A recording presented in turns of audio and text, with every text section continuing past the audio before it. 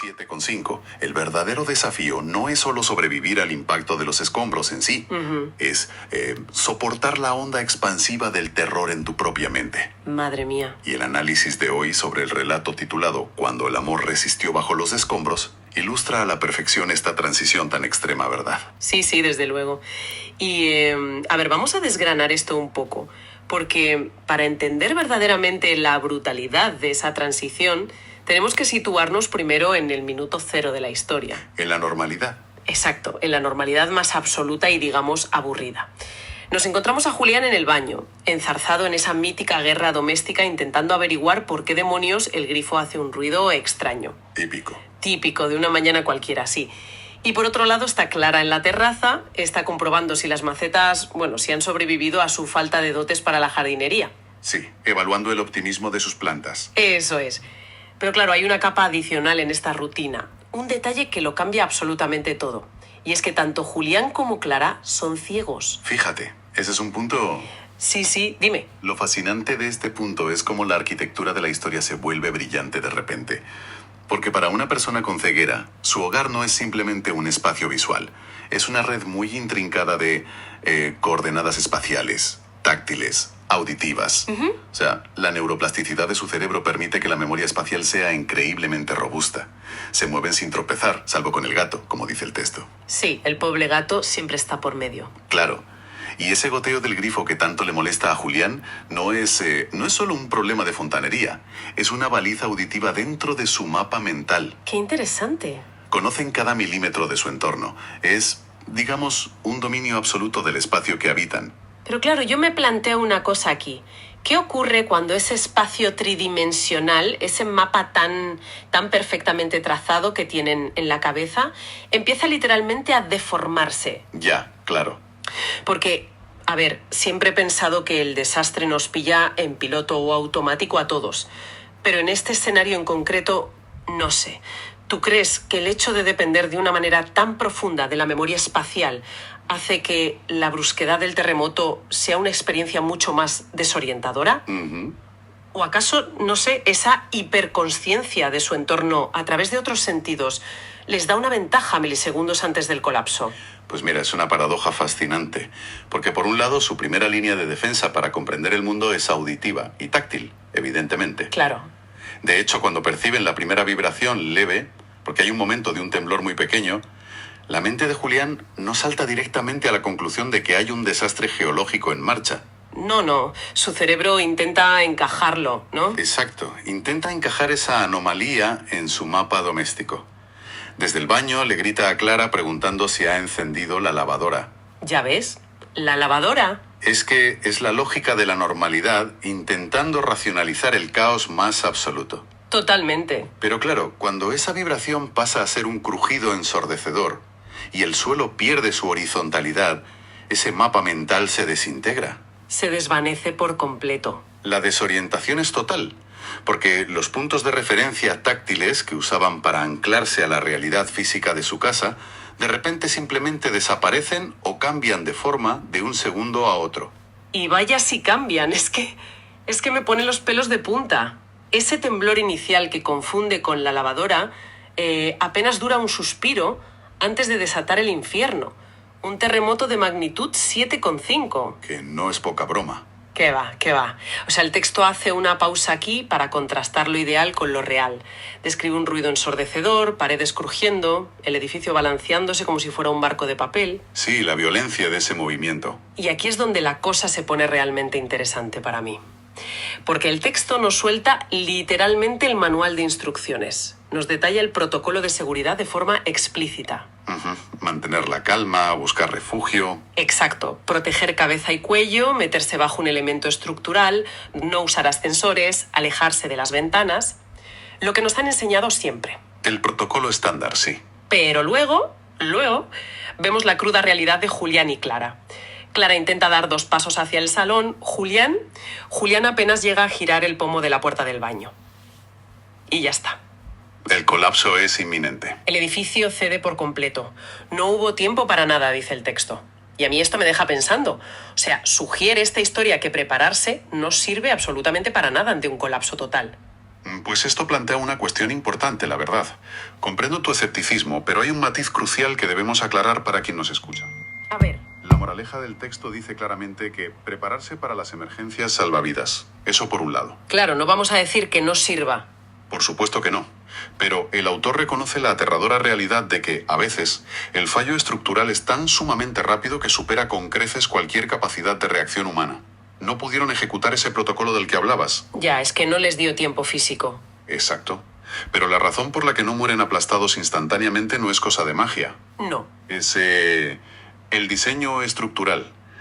Por puro azar o por diseño en su momento de fallo, algunas columnas y vigas maestras soportan el peso. Ay, esto es lo de los huecos, ¿no? Sí, creando lo que el texto llama huecos de supervivencia.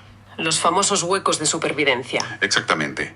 Cuando un edificio de hormigón colapsa, rara vez cae como una torta perfectamente plana. Ciertas intersecciones resisten fracciones de segundo más y las losas caen en ángulos irregulares.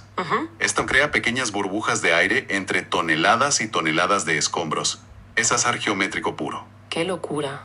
O sea, puro azar en medio de la destrucción. Así es. Al ser arrojados al suelo, quedan confinados en estos minúsculos huecos. Pero claro, quedar atrapados en esos huecos, en esos espacios tan diminutos, eso detiene la batalla física momentáneamente, ¿vale? Pero comienza la verdadera batalla psicológica bajo los escombros. Esa es la peor parte, estoy seguro. Es que imagínatelo, están separados, están a oscuras, rodeados de polvo, ahogándose de miedo, y ambos están heridos, con cortes, sangrando. Y el texto hace mucho hincapié en que tienen las piernas inmovilizadas por bloques de hormigón. Cualquier intento de moverse, el más mínimo, les causa un dolor insoportable. Es una tortura. Totalmente. Pero el foco aquí, lo que de verdad me asombra, son sus pensamientos. Julián está deseando con todas sus fuerzas que si alguien tiene que salvarse, si solo uno va a salir de allí, que sea Clara. El sacrificio. Sí. Y Clara, por su parte, madre mía, Clara está sonriendo entre lágrimas porque se imagina que Julián, en algún lugar bajo ese montón de escombros, sigue intentando arreglar el dichoso grifo del baño. Es brutal. Es como si el cerebro activara un escudo protector emocional, ¿no crees? O sea, ¿cómo es posible que una broma tan pequeña, una tontería sobre fontanería, se convierta en un ancla para mantener la cordura en medio de la oscuridad absoluta? Pues mira, si conectamos esto con la perspectiva general, podemos analizar este mecanismo de afrontamiento. El autor utiliza este pensamiento ligero, esta broma, para aliviar la enorme tensión narrativa. Pero refleja una realidad psicológica muy profunda.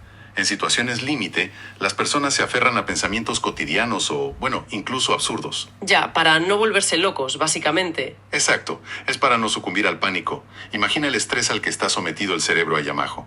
La amígdala, que es el centro del miedo, está enviando señales de alarma masivas, inundando todo el cuerpo de cortisol. Tienes que estar al borde del colapso nervioso. Claro, y al invocar un pensamiento banal sobre una tubería que gotea, Clara obliga a su corteza prefrontal, la parte lógica del cerebro, a encenderse y a trabajar. Obliga a su cerebro a procesar algo mundano para apagar la alarma de incendios, digamos. Justo eso. Es un amortiguador. Esa sonrisa imaginando el grifo establece una continuidad. Soy la misma persona que estaba en el baño hace 3 horas. ¡Qué fuerte! Y lo de Julián proyectando su voluntad de supervivencia hacia ella. Sí, lo del altruismo en ese momento. Eso le da a su sufrimiento un propósito externo. El amor y el humor aquí no son solo adornos románticos de la historia. Son herramientas psicológicas de supervivencia vitales para soportar el paso de las horas. Ya veo. Y hablando del paso de las horas, después de días enteros de esta resistencia psicológica inhumana, llega por fin la salvación externa. La parte más delicada. Sí, porque se subraya muchísimo el papel fundamental de los equipos de rescate. Y es un trabajo, o sea, es de una precisión. Tienen que retirar piedra por piedra. ¿A mano? A mano, exacto.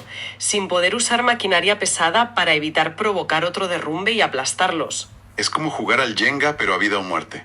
Literalmente. Tienen que sopesar toneladas de material. ¡Qué estrés! De verdad. Pero entonces llega el momento en que localizan a Julián. Y hay un instante, hay un diálogo que me parece precioso. Cuando escucha la voz. Exacto. La voz desde arriba, desde la superficie, que le grita: te hemos encontrado, no estás solo.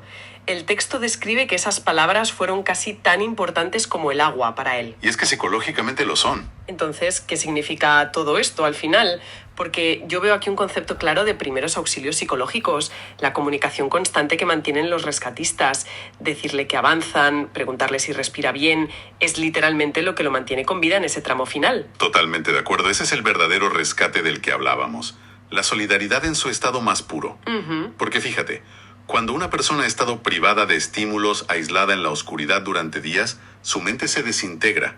Y esa voz es una cuerda de salvamento. Restablece el tiempo, le valida, le dice, sigues existiendo para nosotros. Ya, te ancla a la realidad de nuevo. Y además culmina con un diálogo que está lleno de humor. Julián les promete, allá abajo, cubierto de polvo, que no se quejará del grifo nunca más si lo sacan. Sí, espectacular. Y el rescatista se ríe con él y le suelta que deje la fontanería para otro. Y ese intercambio, esa risa compartida bajo los escombros, es un momento profundísimo de conexión humana. Parece mentira, en esa situación, ¿eh? Sí, pero es que el rescate no es solo físico. Como mencionamos, el rescatista le sigue la broma, y al hacerlo está reintegrando a Julián en la sociedad. Le dice, eres uno de los nuestros, bromeamos juntos, vas a salir de esta. El humor rescata la identidad de la persona. Qué maravilla de enfoque, de verdad.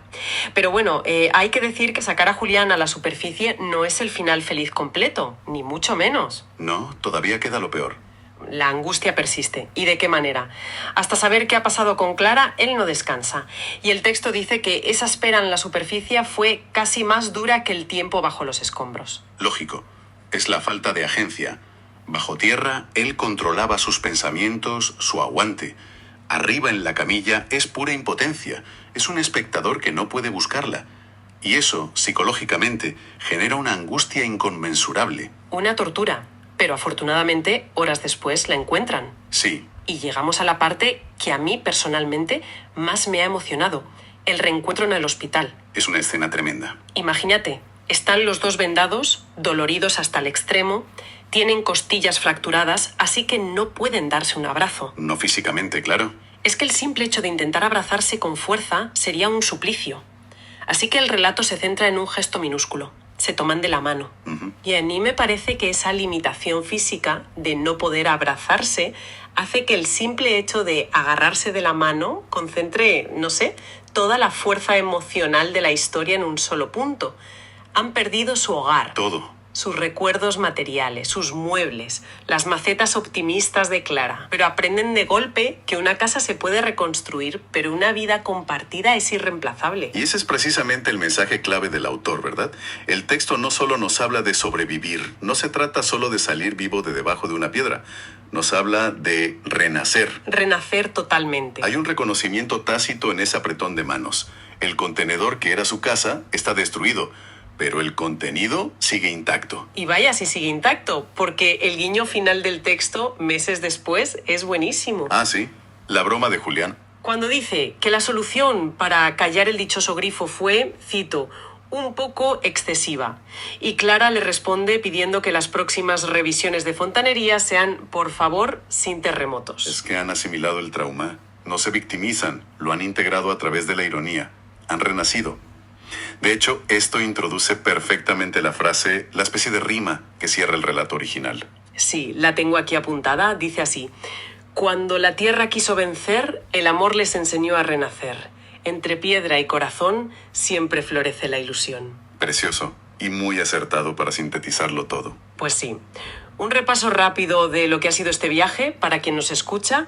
Hemos pasado de una mañana ordinaria, súper cotidiana, interrumpida violentamente por un sismo de 7,5. Hemos atravesado el terror absoluto del derrumbe y esos pequeños huecos de supervivencia. Y hemos llegado a una lección súper profunda sobre lo que es la resiliencia humana, que al final está sostenida por el cariño mutuo, por la solidaridad y por un sentido del humor realmente asombroso. Que le salvó la vida, literalmente. Así es. Y bueno, el relato demuestra que cuando todo lo material, todo lo que creemos seguro, desaparece en un instante, lo único que nos sostiene de verdad son nuestras conexiones con los demás y nuestra fuerza interior. Totalmente. Así que voy a dejar una última reflexión. Servicios en el aire. en grabación de la